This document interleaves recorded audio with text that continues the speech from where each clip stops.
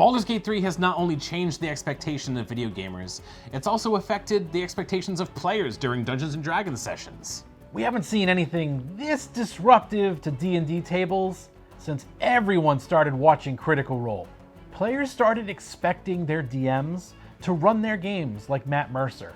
And now they want those same DMs to provide them with the Baldur's Gate 3 experience. We are going to help you appease your players and realign their expectations at the table. If your players are having a hard time understanding why your games don't feel like Baldur's Gate 3, here are a few tips. Baldur's Gate 3 is a single-player video game. It's a single-player experience. Dungeons & Dragons is a cooperative storytelling game.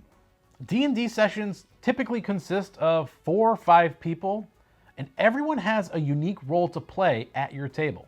The actions, the ideas that your players are going to provide, that stuff is just as paramount to the experience. It's just as important as the story.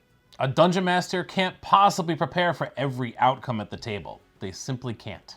All the outcomes and narratives of Baldur's Gate 3 are finely crafted by a team of designers and writers, giving the player a myriad of predetermined choices. Unlike the tabletop version of D&D, Baldur's Gate 3 is on rails. There's just a lot of rails and a lot of destinations. Chugga chugga.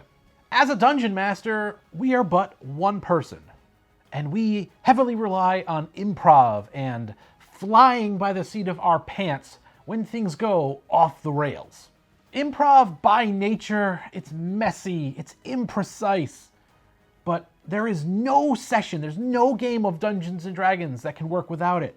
It's impossible. Can't D&D without improv. Changed my mind. The minute you start playing, you can't predict what your players are going to say or do. And that is the magic of Dungeons & Dragons. That is collaborative storytelling. The writers at Larian Studios, they understand the importance of having an interesting party dynamic. They support the main story with deep, emotional, opinionated characters. That Dungeon Master would need to flesh out the 3 to 4 remaining party members into NPCs that they control. On top of that, they need to create backstories, character tensions, motivations, wants, needs, desires, and they gotta roleplay as all of these characters. Yeah, sure, this could be done, but it's gonna require a Herculean amount of prep work. And on top of that, you'd be robbing a player of the most natural D&D experience. At that point, you might as well be playing by yourself. Or go ahead and just play Baldur's Gate 3. Baldur's Gate 3 has an epic predetermined storyline that'll branch in many different directions. And this will go against every piece of advice that's given to a DM that wants to run D&D. That piece of advice is don't write a novel. Don't create a predetermined path that your players must adhere to. Part of the unique experience of D&D is discovering where the players will bring the adventure. Hey, this channel, it's only going to get bigger and grow with your support. Please share this video with your dungeon masters, drop it in your Discord servers, tell your mom. The basic glitches are the hottest romantic option you could take right now, so go ahead and tickle that like button. If you enjoy our content, please consider subscribing, it helps us out a lot, and toll the dead for notifications for new weekly videos. Now that we've set the right expectations, not all is lost for your players. There might be a few things we can do as dungeon masters to toss them a bone and bring the Baldur's Gate vibe to the table while maintaining the integrity of the cooperative storytelling experience. If we're being honest, we feel like an integral part of the Baldur's Gate experience is those interesting inter-party relationships. In order to recreate this, it's going to require the dungeon masters and players working in tandem. Players, you're going to need to provide backstories with open-ended hooks for your dungeon masters. And you can't be afraid of the DM twisting your narratives at the table. A level of trust, it's kind of required. In Baldur's Gate 3, the player is given the opportunity to have many inter-party conversations during long rest camping. We can attempt to recreate this experience at the table by encouraging our players to weave their backstories together. This is going to help foster deeper relationships between characters, it's going to spark an immediate feeling of camaraderie, and it's going to strengthen player-to-player roleplay. You could have the players initiate conversations at a tavern or before they take a long rest. Ideally, in a perfect situation, this is going to happen naturally amongst the players, with no DM intervention. The DM could provide unique rewards for breakthroughs in conversations or advancements in character bonds. It could be as simple as experience and inspiration, or it could be a special bonded ability that two characters share. Tell your players that you're going to be emphasizing interpersonal roleplay and that they'll be rewarded for their cooperation. Baldur's Gate 3 provides characters with more gear, more magic items than you're going to see in your average 5e table. We can replicate this at our table in a couple of different ways. Let's start with the obvious.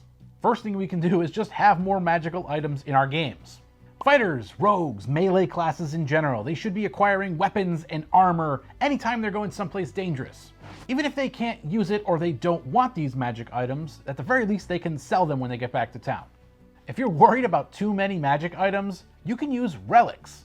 We stole this wonderful idea from the lazy dungeon master himself, Mike Shea.